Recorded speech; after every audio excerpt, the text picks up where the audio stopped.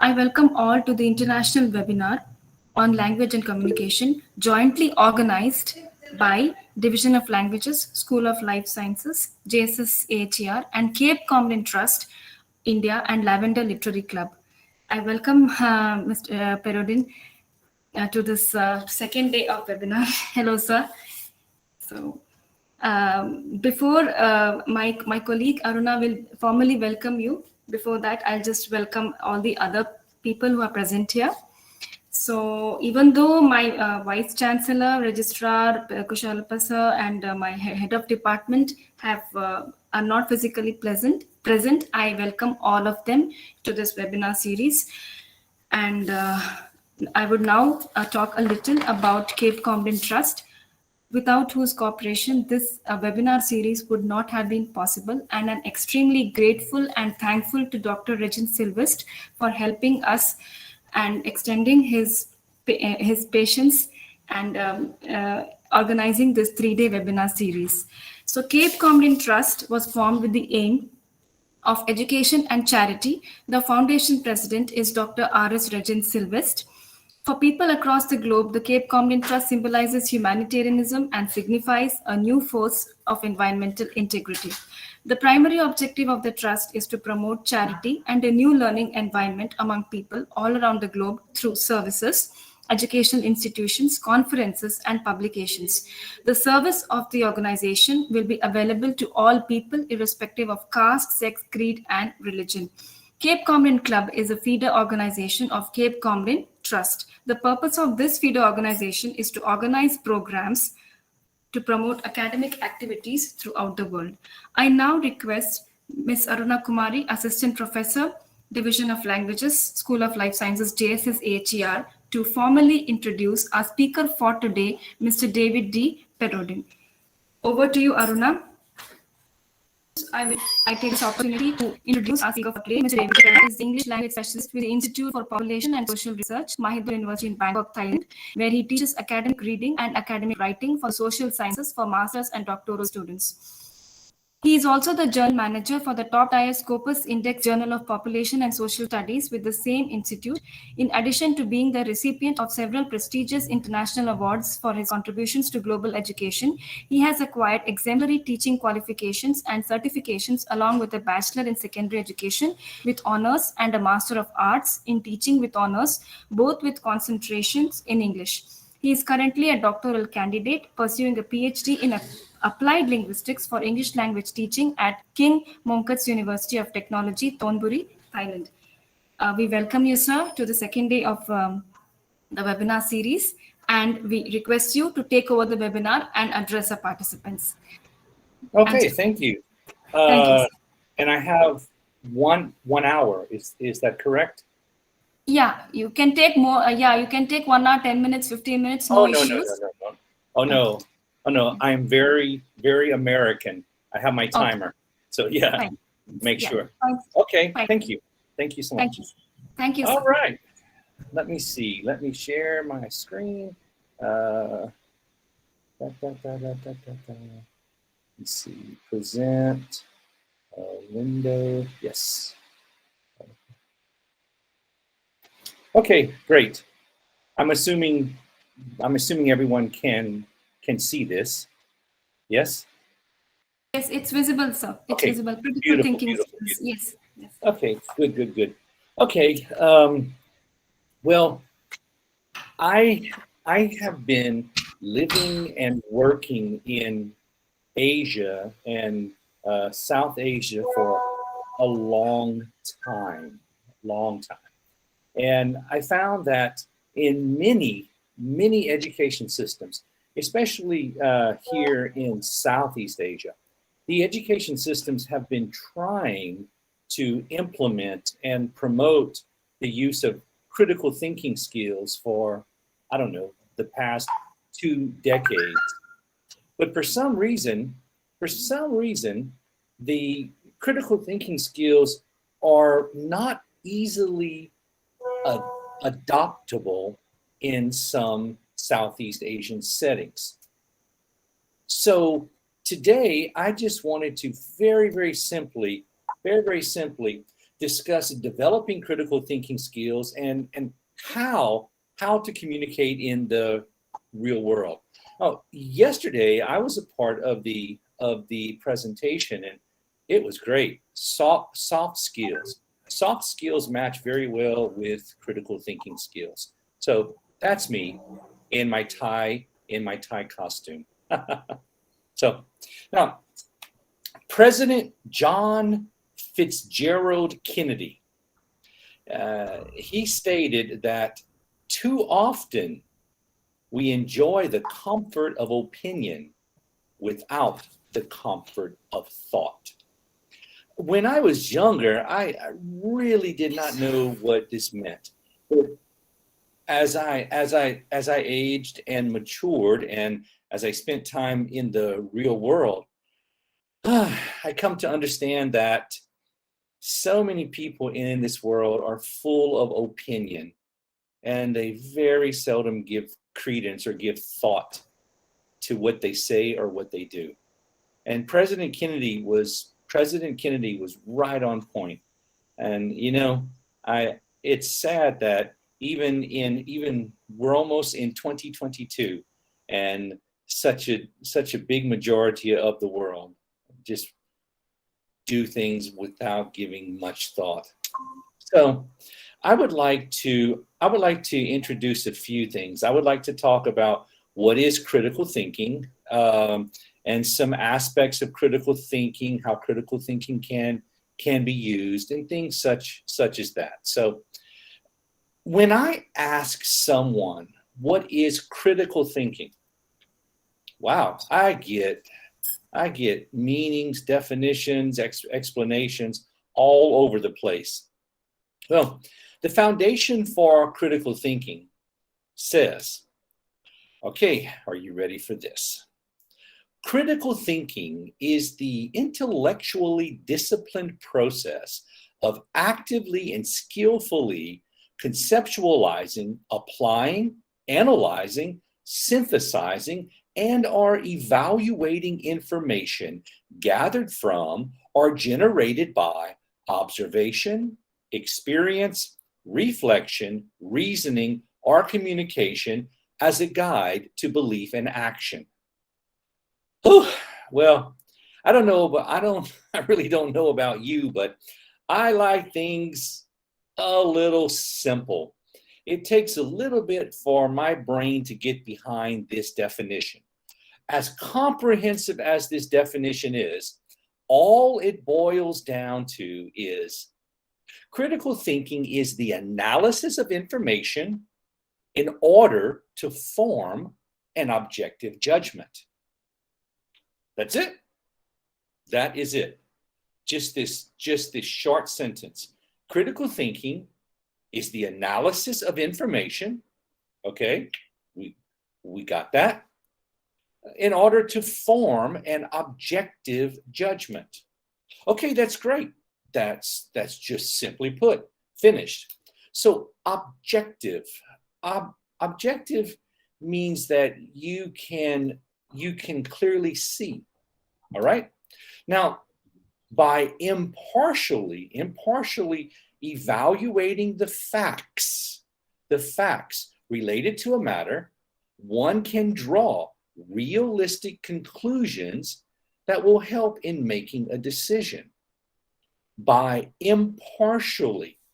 Now, I do a lot of research. I really do. I do a lot of research. I have, 30 somewhat papers published, and I write blogs. I write for international magazines and newspapers, and I teach academic reading and academic writing, and on and on and on.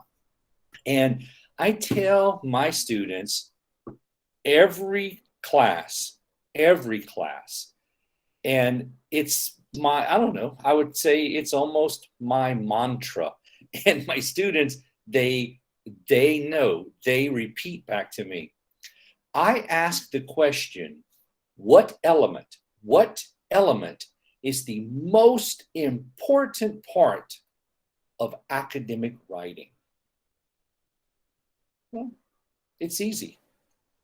The audience, the reader. the reader.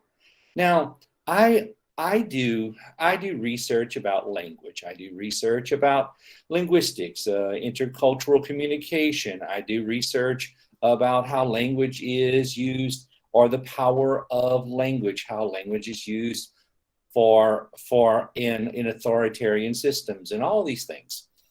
And I have to be impartial.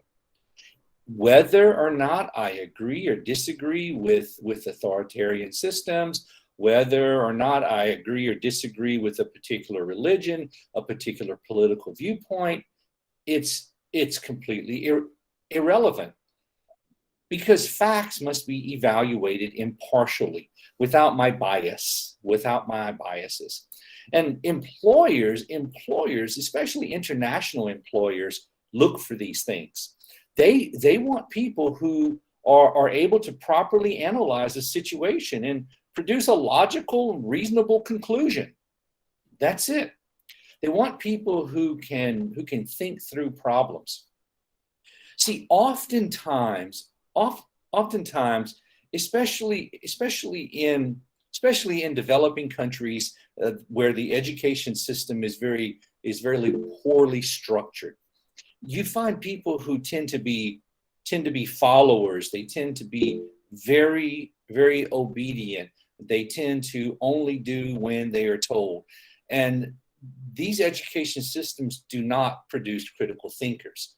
They produce very limited thinkers. They do not produce critical nor creative thinkers. But employers, especially international employers, want critical thinkers. So let's look at some indicators of critical thinking. It's quite simple.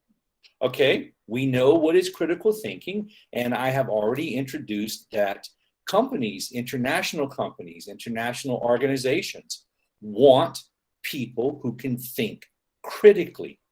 Okay, what is it? Well, number one, the most significant indicator is that critical thinkers know, they understand that truth is based in reason rather than opinion, belief, or faith. Faith has no bearing on, critical thinking cannot be supported by faith. Faith is unsubstantiated. Belief is unsubstantiated. And opinion is equally unsubstantiated. Opinions are mostly based on emotion. Beliefs are based on information that is not supported. So critical thinkers understand that my opinion, my belief, and my faith cannot be a bearing on my decision. My decision can only be based in reason, can only be based on facts, truth. And students, look, I deal with master's and PhD students continually. And education systems, especially tertiary level education systems, they're not developing critical thinkers because they tend to be curriculum driven rather than inquiry driven. Okay, inquiry driven just means a system where students can ask questions, where students can debate, where students can be free to approach the teacher. In authoritarian systems, that just doesn't happen. The students sit quietly, they listen while the teacher speaks. And so, critical thinkers, they ask questions. They ask questions because they are curious for knowledge, and they're really hungry to know things. And today I had a beautiful discussion with one of my PhD students, and I made a statement, and they said, "Okay, have you considered this?" And asking questions to to drive the lessons and to drive the discussions, those are critical thinkers. People who do not have the ability to think critically or creatively, they just say, oh, yes, yes, But critical thinkers, they ask these questions to stimulate thought and to stimulate conversation. And critical thinkers know that beliefs and stances or positions about something change if and when new data emerges. You know, in my class today, one of my students presented that in the early 1980s, when the HIV/AIDS epidemic was spreading across the world, people were so afraid of HIV. They thought it was carried by mosquitoes. They thought you can catch HIV from just touching someone's hand. They had all of these misconceptions, similar to what is going on currently with the coronavirus. People were afraid. But then later on, in 2000, the early 2000s, 2005, even as late as 2012, the understanding of HIV/AIDS became much, much better. So when this new understanding was presented, people had to change their beliefs. They had to change their position about HIV/AIDS because new data emerged. And that's critical thinkers know. Critical thinkers know that, hey, I believe this is this way. If new data is presented, I must reject my hypothesis. I must reject my old belief, my old position, and adopt a new position because new data was presented. People who are unable to think critically say, no, I believe this, that's it, it's done. Don't try to convince me any way.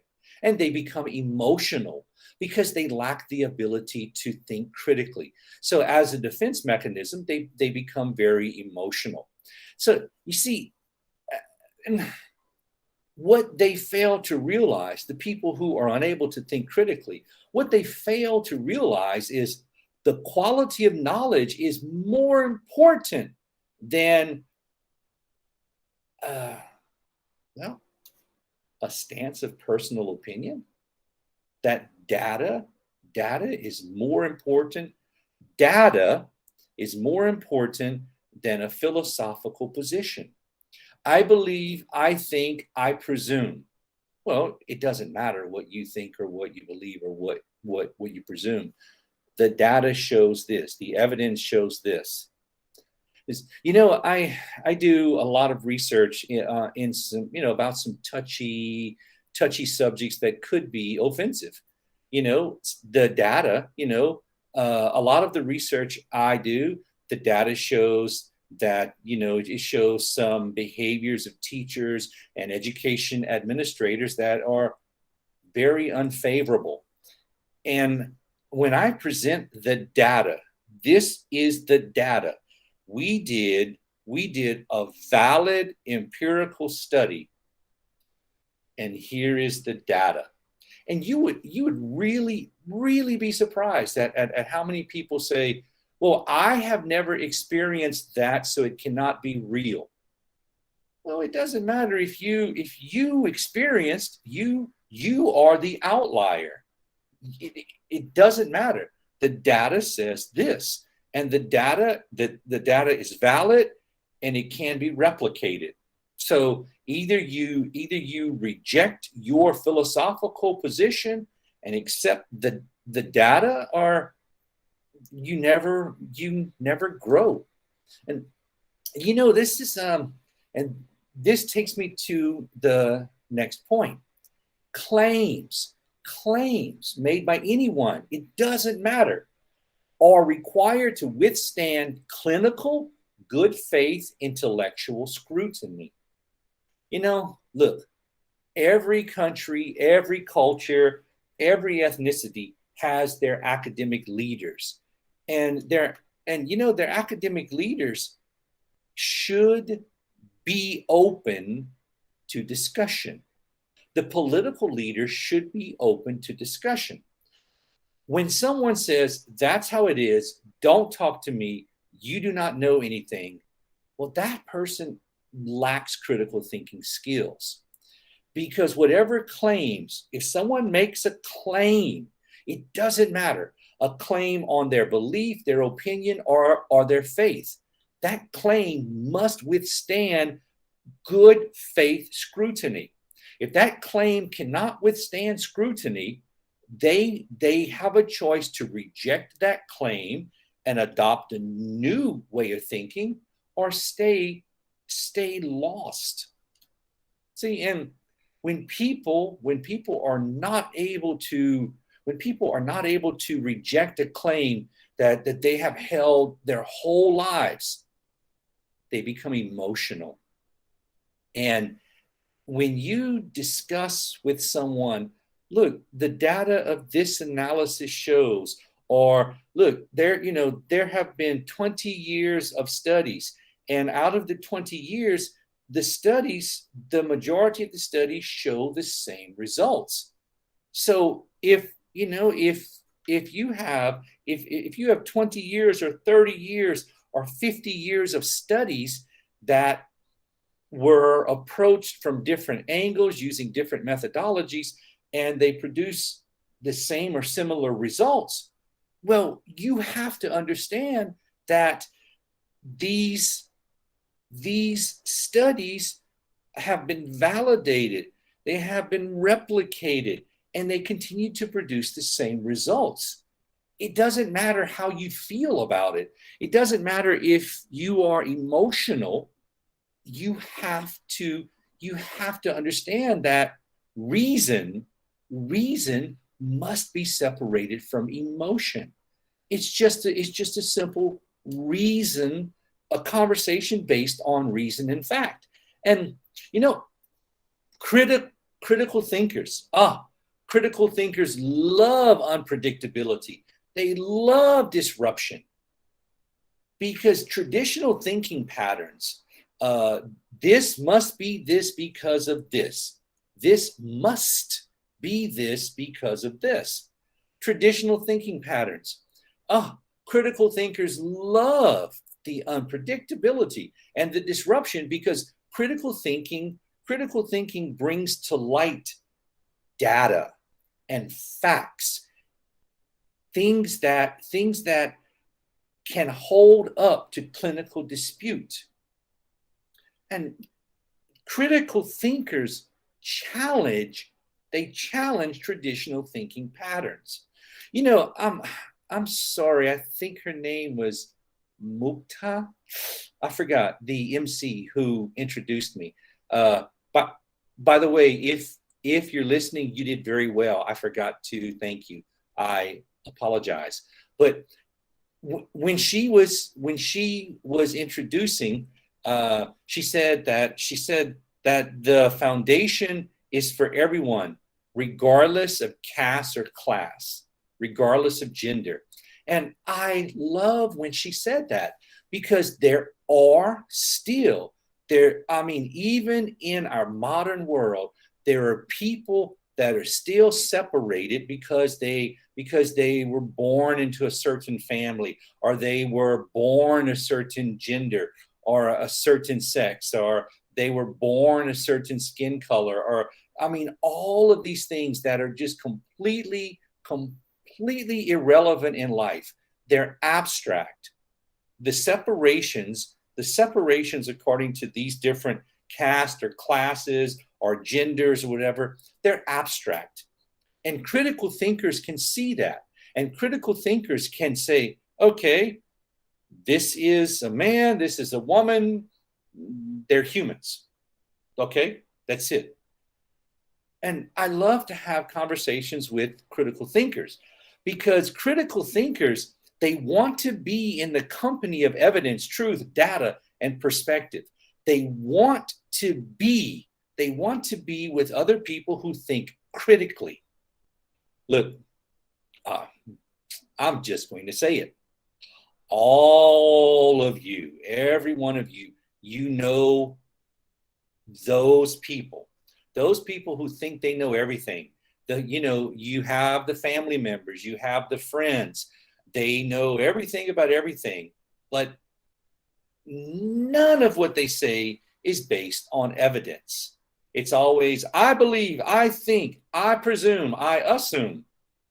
And critical thinkers avoid those type of people, because critical thinkers want to mature, they want to develop, they want to grow. And you cannot grow when you're stuck with people who have such simple minds that they are governed by the most foolish behaviors. Now, this is another slide that I'm very partial to. There's fallacies and biases just permeate throughout every culture, every academic discipline, every ethnicity, every part being human. These fallacies, these false ways of believing things, and the cognitive biases, I think this way. I think white skin is better than black skin. I think black skin is better than white skin. I think males are better than females. Females are better than males. Asians are better than Europeans. All of these dichotomous ways of thinking. And that creates cognitive biases, and it creates logical fallacies. And critical thinkers are able to discuss these things and overcome these fallacies without much effort, because critical thinkers do not become emotional. They look at things logically and critically and creatively, and they deal with the situations on a fact base. So now, the language of reasoning, the language of critical thinking, is used to clarify and endorse uncertainty. I really, really, really like my PhD students. When we are discussing, the students will say, "Oh, I agree with that, but what about this?" Or, "No, I disagree with that point. Have you thought about looking at that point from this angle or from this position?"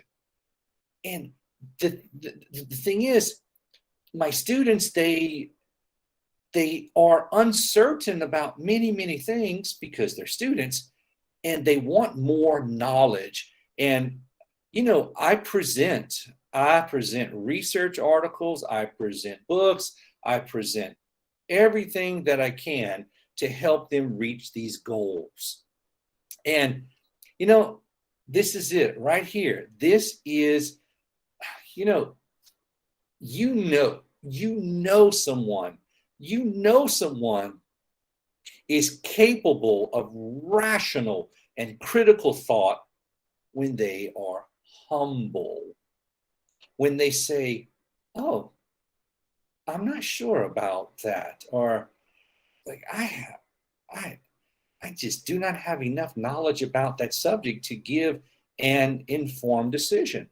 Or, look, let's talk about this more so we can better understand each other. Or, wow, that is a great point. Can you tell me more about that? Well, can you give me a couple of days? Let me do some research so we can have a better discussion. Humble people.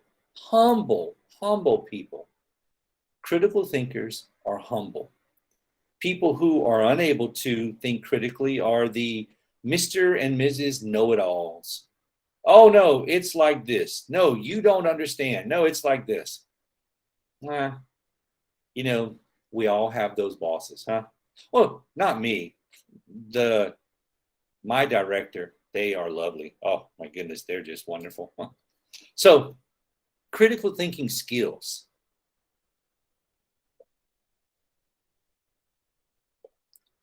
Critical thinking skills.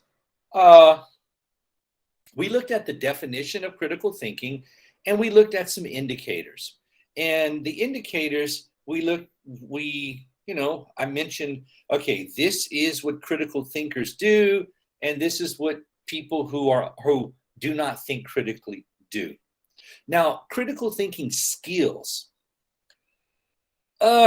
Critical thinking skills, as I mentioned earlier, are highly sought after skills. Oh my goodness. Soft skills are highly sought after. Critical thinking skills are equally highly sought after. And Indeed, I believe, is the largest job posting website for the US. They're massive, there's hundreds of thousands of jobs. And Indeed did a study, and they found that these five critical thinking skills are the most sought after skills by international employers. So, number one, observation. The ability to notice and predict opportunities, problems, and solutions. Observations. People who are able to see things happen. People who are able to think critically and logically process their surroundings and see opportunities, problems, and solutions. Now, I like this first point. It mentions problems and solutions. Look, a person who is unable to think critically will come to me with problems. Hey, here's a problem. You need to fix it. Well, you notice the problem and you believe it is a problem. What reasons do you see that make this a problem? Well, if you can voice the reasons, you should be able to equally voice potential solutions. And if someone is only a problem person and they cannot voice solutions, well, international companies will not keep that person very long, because international companies, they want people who can be fairly self-sufficient, who can be semi-autonomous within the company. See, next is analysis. If you are able to observe, you should be able to analyze. You should be able to gather, understand, and interpret data, information. You should be able to process information. You should be able to read and digest and summarize. You should be able to do research or an experiment and see what the data is communicating. Those are critical thinkers. Number three, you should be able to inference. If you are able to observe, if you are able to analyze, you should be able to infer or draw conclusions based on that data or that information. Now, personal knowledge is a whole nother thing. Personal knowledge from a person who can think critically has merit, has value, because the person who can think critically, their knowledge is perceived differently than a person who does not think critically. And international employers, they trust the knowledge of the person who can think critically. A person who is unable to think critically, the knowledge is often, whether it's fair or not, it's often dismissed. Now, communication. Communication is so important. I am not talking about just language ability, okay? I'm talking about communicating verbally, non-verbally, in writing, different forms of communication. If someone is able to think critically and they are able to communicate their position, their stance, or their thoughts, then people can learn from that critical thinker. And if the critical thinker can communicate the solutions, then the team and the company benefits. Everyone benefits if the person is a good communicator. And I know yesterday, dealing with, in the soft skills presentation, communication came up quite a bit. So I'm not going to spend too much time on communication. But point 5, problem solving. The process of gathering, analyzing, and communicating information to identify and troubleshoot solutions. Well, if it's a solution, why do you need to troubleshoot a solution? Well, that's critical thinkers understand. Critical thinkers understand that no two problems are identical. They're not. You can have the same situation happen 1,000 times, and no two situations are going to be completely identical. That's why if you have a solution for one thing, you can use some of that solution for if it happens again, but it's not going to happen exactly the same. So you need to troubleshoot, you need to change, you need to adapt these solutions. So these five points of critical thinking: observation, analysis, inference, communication, and problem solving are just the most important aspects, are the most important elements that international companies look for in people. If your education system, now I'm just saying, I do not know you, okay? But if your education system does not promote critical thinking skills, well, it's going to be difficult to develop your national economy. It really will. So let's go.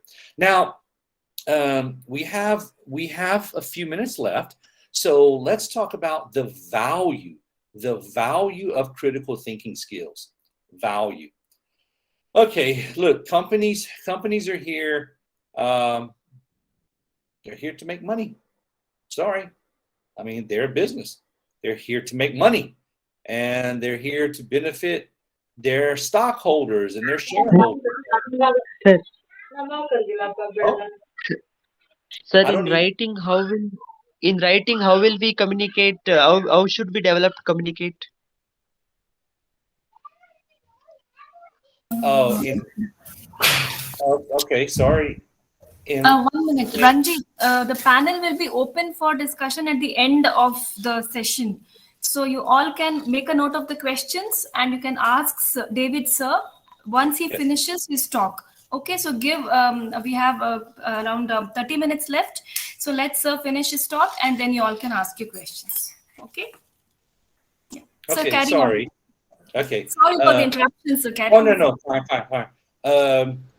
I presume people have a lot of questions, so I'm going to wrap up in the next 12 to 15 minutes. That way it will give us more time to talk. So, okay. Now the value of critical thinking skills is, time equals money. If you have an employee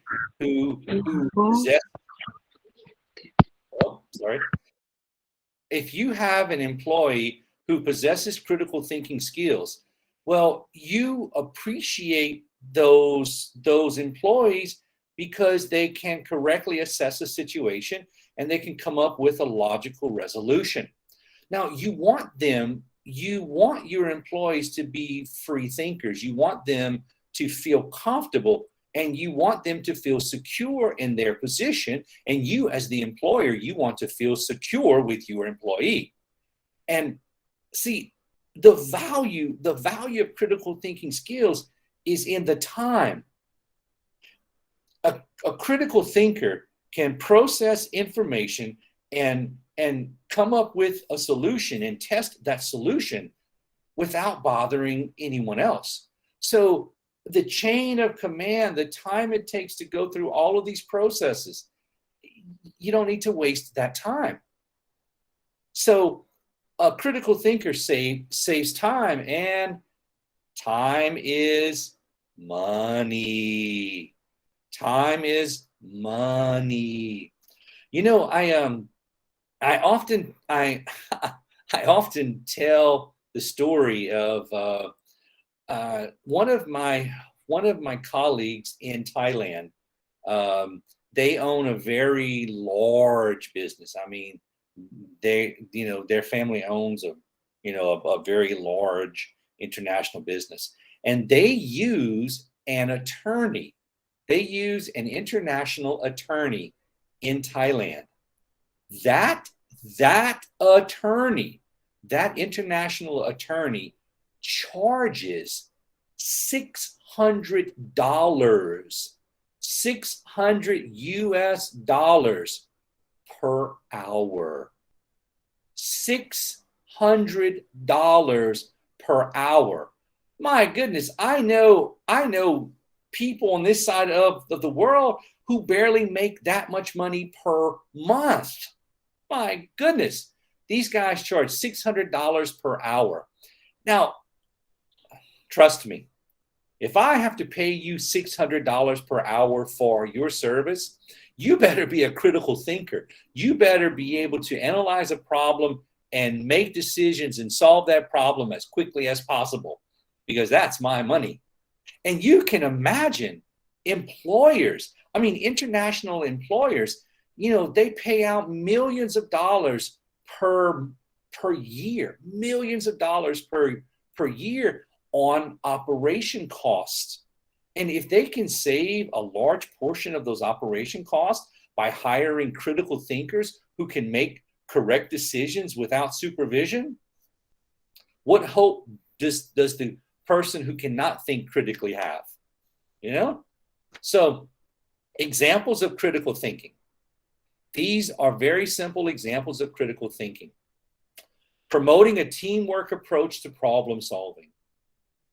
Promoting a teamwork approach. Critical thinkers know that they do not know everything. They know that it takes a team to come up with clear logical solutions, because a team of critical thinkers, they're all processing information in the best manner, so they are all able to logically analyze. And the leader of this team, or the leader of the company, should be even a higher level critical thinker, to where they can analyze the team members' input and offer some sort of constructive criticism. Now, constructive criticism, that should not be a scary word. So many times, and I'm just going to interject this right here. So many times we work for bosses, controlling, dominating, ignorant bosses. And when they criticize, it leaves a negative impression in our minds. But constructive criticism is just asking questions. It's neither right, it's neither positive nor negative. It's just asking questions to clear viewpoints. Self-evaluating your contributions to company goals. Hey, critical thinkers can look and say, okay, well, this is what I am contributing. How could I contribute better? What could I change about my contribution? And they are able to improve their own performance without much help. And I would be really, I wouldn't want to show you, but I have a notepad on my desk here, and all day when something pops into my mind, I write a note.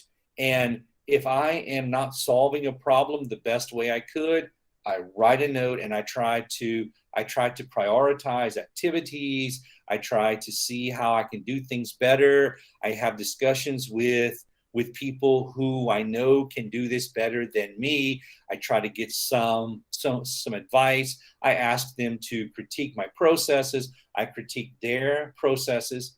And that is how people are very effective. Now, practicing self-reflection, right? You know, we have to do it. We have to self-reflect. And if you are not very good at self-reflecting, ask your friends to help you. Your friends who can think critically, ask them to help you see yourself. They will be more than happy to criticize your behaviors. Again, criticize is not a bad thing. It's just discussing, asking questions to help you clarify your path. Now, critical thinkers, they make informed decisions. Through time and effort, we can develop these practices. And, you know, so many people, they quickly judge a situation. I mean, very, very quickly. But they judge a situation and they fail to apply critical thinking tactics. And they often fail because they judge a situation emotionally. But critical thinkers tend to respond rather than react. React is instantaneous without much thought or preparation. Responding is taking time to analyze, evaluate, and process. So react, respond. React, respond. React is instantaneous. It's without much thought, and response is taking time to process. So reaction tends to be instinctual. You know, you quickly react if you're about to have an automobile accident, right? Okay. Now, using your time wisely. I don't want to take up too much time. I'm shooting for the 45-minute mark because I want to use your time wisely and my time wisely. This is actually my third. This is my third presentation for today. So I allocate my time wisely because I'm trying to help myself grow and trying to help you gain some new knowledge. So using your time wisely. Next week, Sunday, I believe. Sunday, I will do a presentation about learning English via social media. You know, we have, I was shocked how many hours per day most people spend on social media, how much time they waste flipping through Facebook, flipping through WhatsApp, playing games, all of these things. Instead of using their time a little more wisely, people waste 2 hours, 3 hours, 7 hours per day. My goodness, I was shocked. 7 hours per day. Wow. I guess that's why the people who waste time on video games or Facebook or too much social media, that's why they're not very productive. So remember, managing your time will help you improve your career. Managing your time will help you improve your study. Managing your time will help you improve every aspect of your life. It really will. It does. I am quite busy and I manage my time well. So I get a lot done in a short time without stressing myself or without hurrying. I just manage my time. So I would like to leave you with this last point. I've reached the 46-minute mark and I want to give you time to ask questions, all the questions you want. So let me leave you with this quote by Albert Einstein. Learn from yesterday, live for today, hope for tomorrow. The important thing is not to stop questioning. Never stop questioning. When you meet a 3-year-old child, you know, they can speak well enough. They're asking questions. Why? This 5-year-old child in kindergarten, that's all they want to know. Why? They're so curious, and their brains are malleable, and they're learning, and they're taking in all this information. Why do we stop? I mean, why do we stop asking questions when we become teenagers? We don't want to know anything because we think we know it all. But we should never stop asking questions. All your life, never stop asking questions. Ask questions. Ask good questions that stimulate knowledge and stimulate understanding and add to your knowledge base. Hey, Siri is my friend. On my iPhone, Siri is my friend. I ask her questions all the time. And Google is my friend. And, every scientific journal out there. Today, I spent time going through about 20 different journals, looking at different academic articles. Hey, I love reading, I love learning, and I love questioning. So here you go. Here is me. You can contact me on Messenger. Don't expect me to add you as a friend on Facebook because I'm maxed out on friends.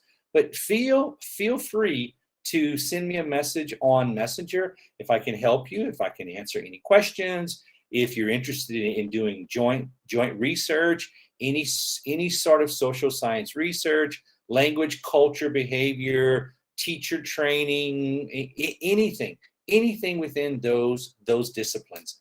I would be more than happy to share my time with you. Okay, there we go.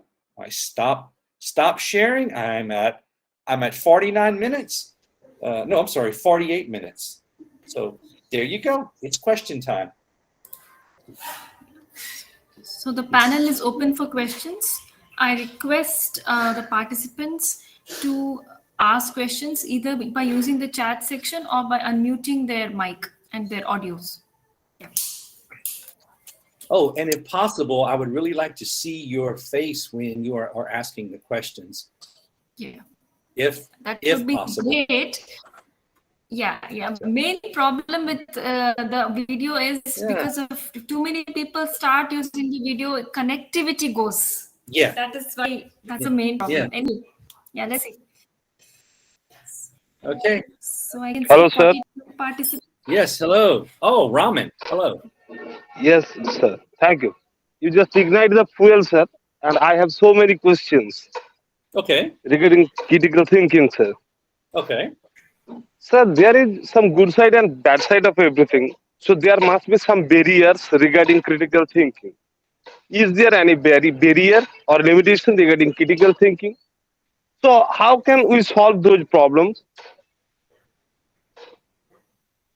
Okay, you said there are some bad areas and some good areas of critical thinking. Yes. Number two, sir. According to William Wordsworth, when emotions recollected in tranquility, it became desire. And desire is the main item of our critical thinking. So in this way, although it is very true to us that truth is stranger than fiction, but do you not think that emotion is too much extent related with critical thinking, our desire, sir? Over to you, sir. Thank you. Okay. Well, I don't know. I'm very partial to critical thinking.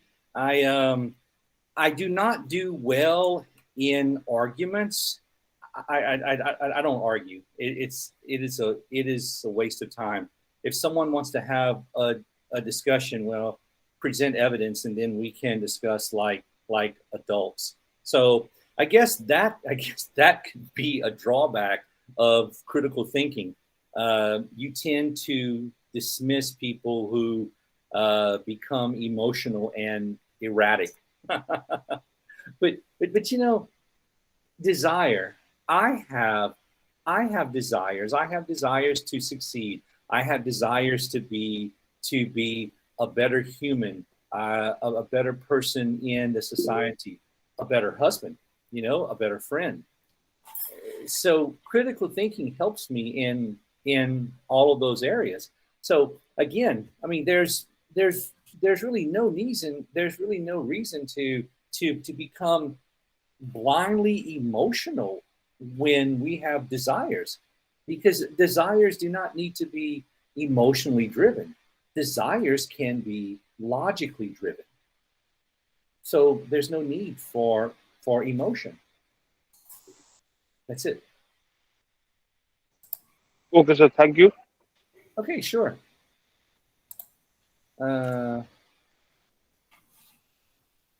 Okay, anything. Come on. Okay, so there was one student called Ranjit. I think he was asking about how can we improve our writing skills? I don't know whether he's there or not in the Yes, meeting ma'am, right I am there.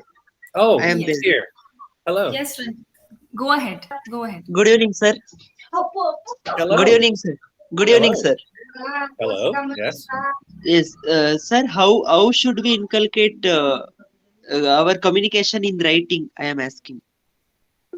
Okay. How can we again? Sorry. How can we inculcate communication in writing? Oh. You know, that's actually quite easy. When you write, the most important element, the most important factor is the audience. So I write academic articles, I write newspaper articles, magazine articles, and I write blogs. And all of these are different genres. They're different genres, and they have different readers. So if you want to inculcate communication in writing, think of your reader and write to reach your reader. Use language that your reader can understand, and use vocabulary for the level of your reader, and you will be fine. Oh, you'll be fine. So let me see. Who's that? Nagiri? Is that right? Nagiri? Sorry. Yes? Nagiri has raised her hand, but Yes. I was looking at the chat section. Oh, Miss Meena. Meena Kumari has asked a question. She Okay. struggles. She has actually. I struggle to motivate my students to ask questions in class. So, Yeah. how can I inculcate this? That's a question Okay. which is put in Yeah, the chat sure. section. Very, very good. Meena, look, you are not the only one. Most systems, most education systems that either are authoritarian or have been authoritarian and are trying to become more liberal, or most societies are cultures. Okay, I'm not saying Indian culture. I'm just generalizing. All right. Most cultures, if the students do not want to ask questions, there could be several reasons. In Thailand, for instance, students do not want to ask questions. It doesn't matter what language. So let's throw out the language factor, okay? Students do not want to ask questions because they feel obligated to the teacher. They do not want the teacher to lose face or be embarrassed if the teacher does not know the answer.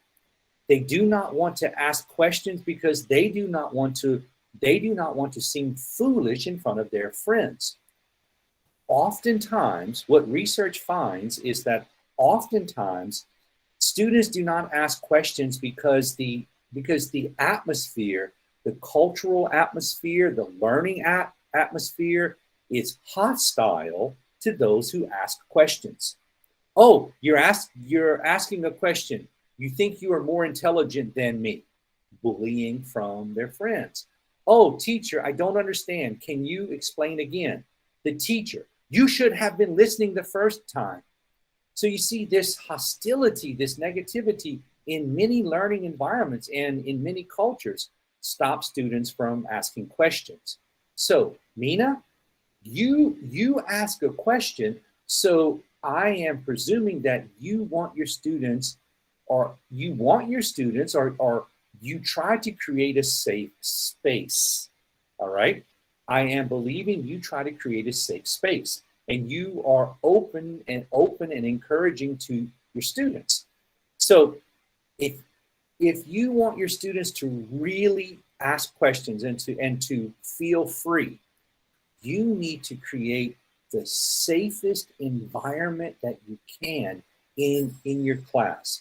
You need to, I'm sorry, but you need to protect the students who want to inquire. You need to protect them from their friends. You need to elevate them. You need to celebrate them. And over time, they will trust you, and they will trust their friends. Look, I know it is a lot of work. I spend, I'm not even joking. I spend really, we've looked at this. I spend about 60% of my semester time overcoming this issue. It's such a huge time waster. It really is. So, but that's what I know. Create a safe space, and sometimes you kind of have to overdo it. So, okay. Who has? Hello. Yes. Hey. Hello. Is that our pizza? Yeah. Hey. Thank Hello. you so much for such an enlightening presentation today. It was really a very informative presentation. I would like to ask a question regarding my students who are, I'm teaching a set of research students here. And I would like to explain the context first.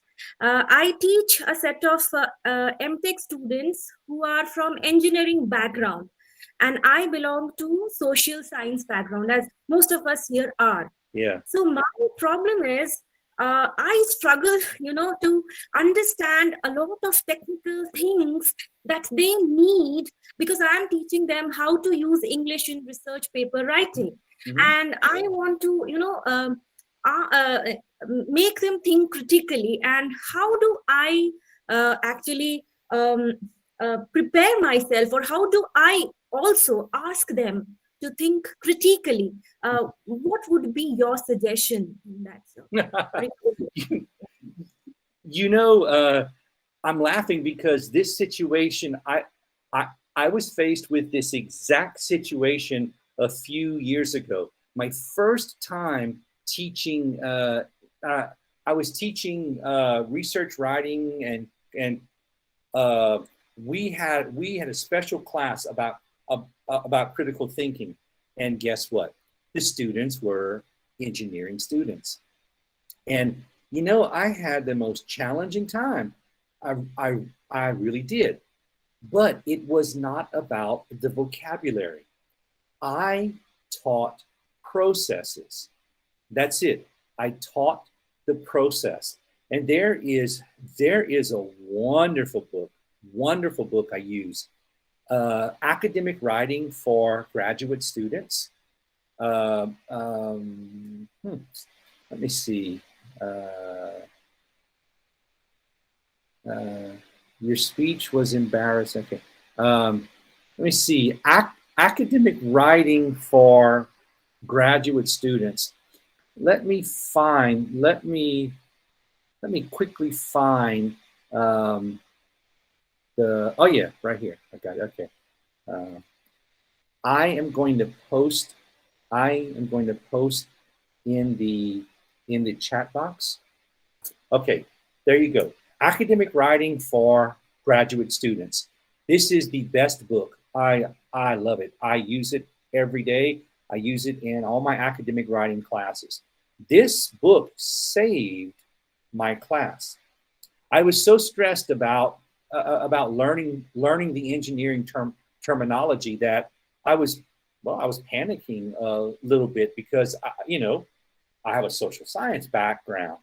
But then I just started focusing on processes. I do not need to know the vocabulary. I just need to know how to write. And processes are the same in academic writing. So Don't stress about the vocabulary. Focus on the processes, and you will be fine. You really will be fine. So, Okay, thank you so much, sir, for that. And thank you for giving me the reference of the book. Thank you so much. Yeah. and you know, if you contact me privately, I have the PDF, but I'm not going to post it here. I would also like to join the interaction that you would be having on English. There's another presentation you're going to have. So if you could share the details with the organizer here, we could take it from them and join that session as well. You know, December, believe it or not, I am not joking. I am not exaggerating. I have 16 presentations in December. So I'm always talking about something, different topics every couple of days. So if you follow me on Facebook, I try to post as much as possible. And most of what I do, it's free.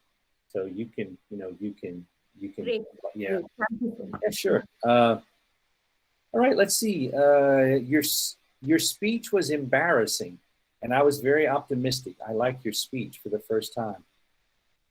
Okay, I'm not sure what that means.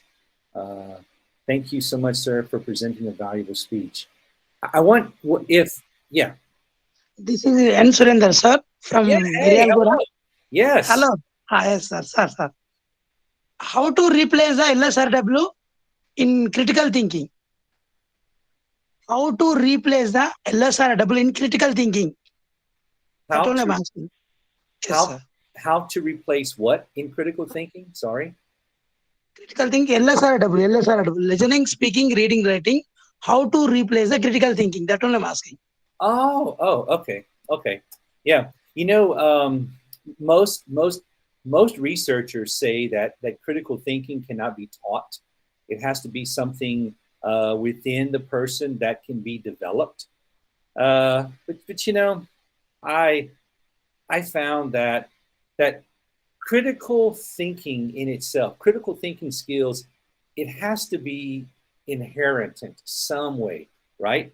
But I teach processes, critical thinking processes. I teach how to recognize fallacies. If you want to develop critical thinking skills into the macro skills, you know, listening, speaking, reading, writing, you need to look at analyzing fallacies. I always start with analyzing fallacies. You know, the straw man fallacy, the red herring fallacies. I look at simple fallacies, and I have my students look at newspaper articles, magazine articles, political speeches, anything that is authentic. And we look at the different types of fallacies. And I have them read these articles as groups and try to pick apart these articles or these speeches and find the fallacies. When they find these fallacies, when they find things that are just not right, then they can develop the thoughts. And when they can recognize these things that are just not right, then when they communicate in speaking and in writing, they can tell stories. They can tell their own ways of thinking. So you do two things at the same time, okay? You help them develop critical thinking skills in reading, the processes of analyzing, and then you help them develop critical thinking skills in writing just by analyzing fallacies.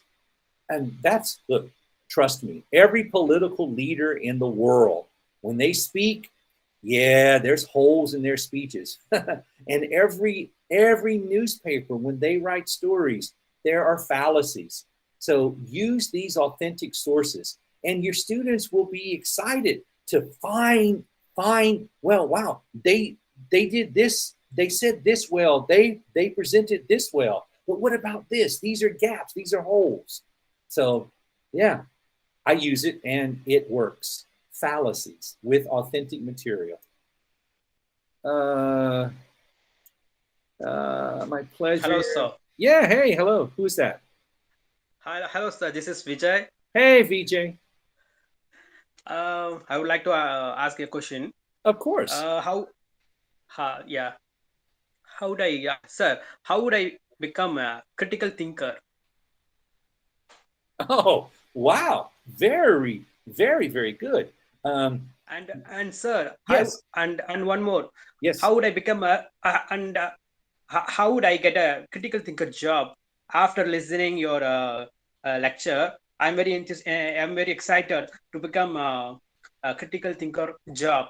You said, okay, if a problem arises, all critical thinkers make a group and solve the problem, right? Yeah. So, is there an organization ready to take me, a young, dynamic, and very enthusiastic candidate like me? Is there any scope, sir? Oh yeah, okay, I am based in Thailand. All right, so what the question you ask is very applicable here. Critical thinking skills are lacking; they're just lacking everywhere. So if you want to develop critical thinking skills, I showed you the Association of Critical Thinkers. They have so many lessons, examples, videos, exams. They have practicing tools to develop these critical thinking skills. So the Association of Critical Thinkers, they have all of these tools, everything you could possibly need to develop these analytical critical thinking skills. Now, you have to practice. You have to practice critical thinking. So I suggest you go to the Association of Critical Thinkers and you look at what tools they have available. They have lessons and videos, everything like that. Use those tools. Practice, practice, practice, practice, practice daily. And find other people who want to develop their critical thinking skills or who have reasonable critical thinking skills and spend time with those people. Because if you apply to an organization, it doesn't matter how energetic or bubbly you are. That is irrelevant. What they want is when they speak to you, they want you to have clear answers to the questions. They want you to be able to think on your feet, so to speak. They want you to be able to quickly analyze situations and give logical answers. So during the interview, they are going to ask questions to assess your critical thinking skills. So spend time with the Association of Critical Thinking, and it will be fine. You will develop critical thinking skills. So next. Thank you, sir. Thank you so much. Sure.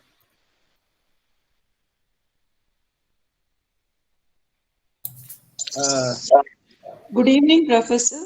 Professor hello. David. Wait, sorry. VJ, hey. Yes, Yeah. yes. Sorry, VJ. Okay. I put the hyperlink to the website in the chat box. Go to the Foundation of Critical Thinking. Okay. Okay, sir. Thank you. Okay, sorry. Next, Doctor Yeah. CHP. Yes. Hello. Yes. Thank you, Professor David. Yes.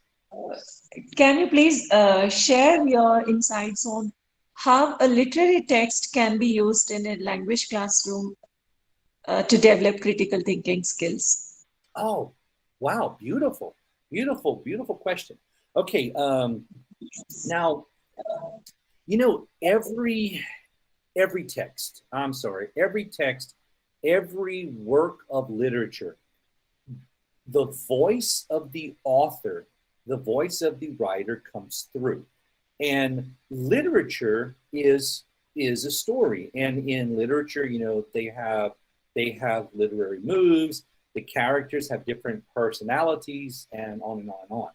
What I like to do is with some of my English classes, especially my reading classes, I ask my students to tell me about the person.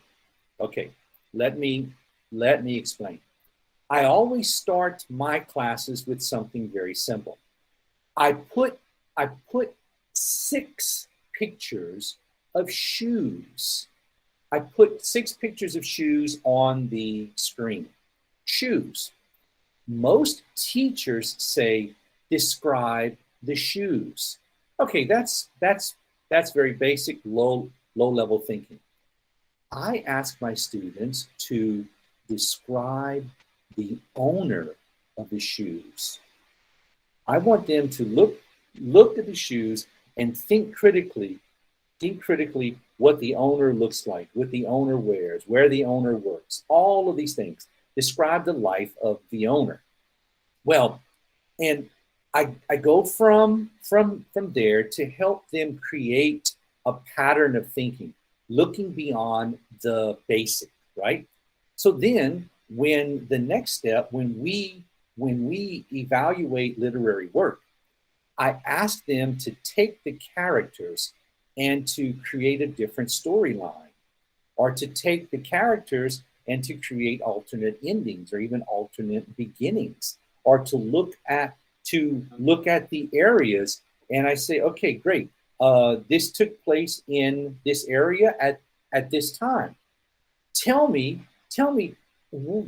process this and tell me what would happen to the characters if this took place at a different time, this time, or these characters were this or this or this. And that works very well because the students, they can generate their own stories and they can generate the characters and the backdrop of the story using their own background knowledge. So that does several things.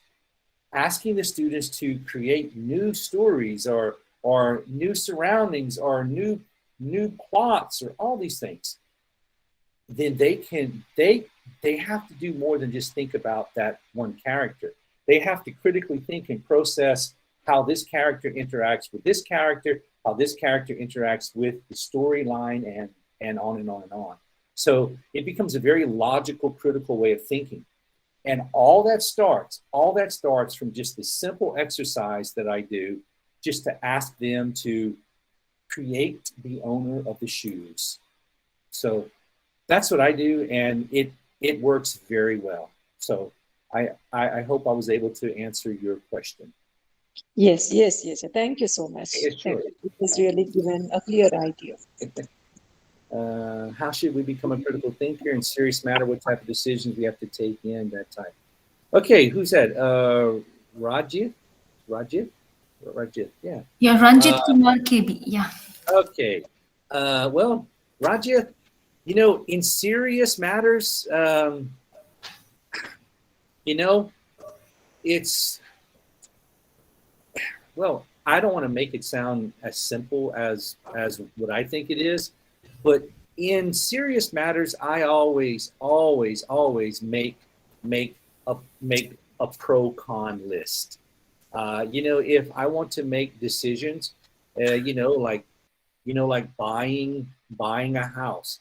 Houses are not that expensive. In Thailand, they are equivalent to about $100,000. Okay, and that's not that much money for a house. There are some worth way more than that. But before I enter into a serious purchase, or before I buy a new car or whatever, I always think critically, more than just budgeting. I weigh the pros and cons, and these decisions are based on logic. Like just recently, last week, we had this big auto show, and I want a new BMW X1. But I don't need it because my car is still fairly new and it's nice. It's in great shape. There's nothing wrong with it. So I decided not to buy a new car. And I made a pro-con list. And I had to critically analyze, and I did. So there was no emotion involved. I wanted it. I didn't need it. So yeah, just make a pro-con list. That works for me.